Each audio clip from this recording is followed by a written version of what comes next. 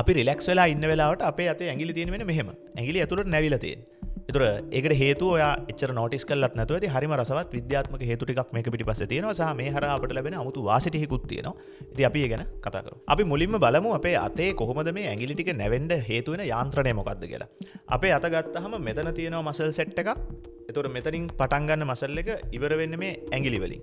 මේ ඇඟිලි වලින් පටන් අරගෙන මේ විදිහට මසල් එකේ බලය ආපස්සට මෙහෙම ඇදෙනවා. ඒ ඇදෙන එක තමයි මේක හරියට නිකන් නූල් කෑල්ලක් වගේ. අපේ මසල් එක මේක හේතු වෙනවා මේ ඇඟිලි ටික ඇතුළට නැවෙන්න. ඉතින් මේ මසල් එක හැම වෙලේම ඇතුළට නවාගෙන තමයි. හැබැයි ඔයාලට ඇඟිලි දිගාරින්න ඕන නම් ඒක දිගාරින්න ඕන මසල්ස් ටික තියෙන්නේ මෙහෙ. ඒ නිසා මේ විදිහට මේ ඇඟිල්ල පල්ලෙහාට දිගාරන එක තමයි පල්ලෙහා තියෙන මසල්ස් වලින් වෙන්නේ. මේ මසල් එක සම්බන්ධ වෙලා තියෙන්නේ වැලමිට හරියට. ඒ හරහා තමයි ඇඟිලි දිගෑරීම සිද්ධ වෙන්නේ. ඉතින් ඇතුලේ තියෙනවා ෆ්ලෙක්සර් මසල්ස්, එළියේ තියෙනවා එක්ස්ටෙන්ෂන් වලට උන මසල්ස් ටික. ඒක තමයි මේකේ ක්‍රියාවලිය. ස්වභාවිකවම හැබැයි මේ ඇතුලේ මසල්ස් වැඩිපුර බලයකින් ඇතුලට අදිනවා මේ යට මසල්ස් ටිකෙන් අදින බලයට වඩා. ඒ නිසා තමයි ඇඟිලි ඇතුලට නැවිලා තියෙන්නේ. ඔතනින් එතකොට ඇඟිලි ඇතුලට නැවෙන කතාව ඉවරයි. ඔන්න එතකොට ප්‍රශ්නයක් එනවනේ. ඇයි මෙහෙම නැමිලා තියෙන්නේ කියලා. ඔතේ කෙලින් තිබ්බත් ප්‍රශ්නයක් නැහැනේ. හරි. ඒකට නැවිලා තියෙන හේතුව තමයි අපි සාමාන්‍යයෙන් අපේ අත් දෙක පාවිච්චි කරන්නේ මොන හරි දෙයක් ග්‍රහණය කරගන්න. අනිත් සත්තුන්ට අත් දෙකක් නැහැනේ සාමාන්‍යයෙන්. ඒගොල්ලෝ කකුල් හතරක් තියෙන. ඒතකොට යාලට නැවිලා තිබිලා හරියන්නේ නැහැ. ඇඟිලි කෙලින් තියෙන්න ඕනේ. ඒතර අපි සහ අනිකුත් වානරයෝ වඳුරු වගේ සත්තු ගස්වල එල්ලෙනවා. එක්ක මොන හරි අල්ලන්න තමයි බලාගෙන ඉන්නේ අත් දෙකෙන්. ඉතින් මේ පරිණාමික වාසිය සඳහා අපිට තව බොහොම පොඩ්ඩයි මොකක් හරි අල්ලන්න එතකොට අවශ්‍ය වෙන්නේ පොඩ්ඩක් නැවුනහම ඇති. හැබැයි අත කෙලින් තිබ්බනම් අපිට ලොකු ශක්තියක් යොදන්න වෙනවා මුළු අතම සම්පූර්ණයෙන් නවන්න. අපි දැනටමත් භාගයට නවාගෙන ඉන්න අපිට තව පොඩ්ඩයි නවන්න ඕනේ. ඒතකොට අඩු ශක්තියකින් අපිට මොන හරි දෙයක් අල්ලගැනීමේ හැකියාව අපිට තියෙනවා. ඒ වගේම තවත් අපිට මේ හරහා ඇති වෙන වාසියක් තියෙනවා. ඒ තමයි අපේ අත්ලේ ස්නායු හැම බොහොම සංවේදී.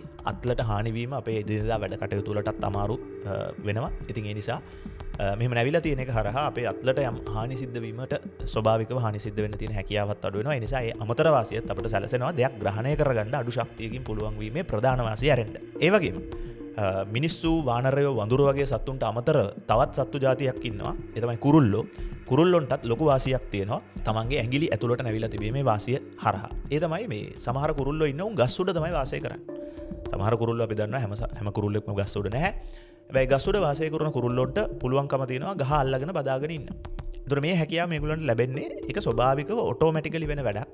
මේගොල්ලෝ ගහේ වහපු ගමන් ඇඟිලි තියෙන්නේ කොහොමත් නැමිලා. ඒ නිසා ගහේ අත්ත බදා ගැනීම ඔටෝ සිද්ධ වෙන දෙයක් නිසා ශක්තිය වියදම් කරලා අලුතෙන් කරන වැඩක් නෙවෙයි. මේකට කියනවා ටෙන්ඩන් ලොකින් මෙකැනිසම් එක කියලා. කණ්ඩරා ලොක් කර ගැනීමේ යාන්ත්‍රණය. ඉතින් මේ නිසා මේගොල්ලන්ටත් අඩු ශක්තියක් වියදම් කරලා ගහේ එල්ලීලා සිටීමේ හැකියාව ලැබෙනවා. ඒ වගේම මේ හැකියාව උකුස්සෝ වගේ අනිකුත් ගොදුරු තමන්ගේ නියපහුරු වලින් අල්ලගන්න සත්තුන්ටත් තියෙනවා. සතාගේ බර නිසා නියපහුරු හරහා මේ ටික අල්ලගෙන ටෙන්ඩන් එක ලොක් කරගැනීමේ හැකියාවත් මේගොල්ලන්ට තියෙනවා. ඉතින් ප්‍රධාන වශයෙන් මේ හැකියාව තියෙන්නේ අනිත් ගස්වල වසන කුරුල්ලොන්ට. ගොඩබිම වසන තව කුරුල්ලෝ ඉන්නවනේ ඔය පැස්බරා වගේ. ඒගොල්ලන්ට මේ හැකියාව නැහැ. මොකද ඒගොල්ලෝ බිම ඇවිදගෙන යන කුරුල්ලෝ. ඉතින් මේ ලොකින් මෙකැනිසම් එකේ නිසා මිනිස්සුන්ට වානරයන්ට වඳුරන්ට වගේම සමහර කුරුල්ලන්ටත් ස්වභාවිකව ලැබිලා තියෙන එකක්. ඒ හරහා ඒගොල්ලන්ට අඩු ශක්තියක් වියදම් කරලා ගස් උඩ වාසය කරන්න, ගස්වල එල්ලිලා යන්න, මොන හරි දෙයක් ග්‍රහණය කරගන්න කියන විශේෂ වාසි ටික තියෙනවා.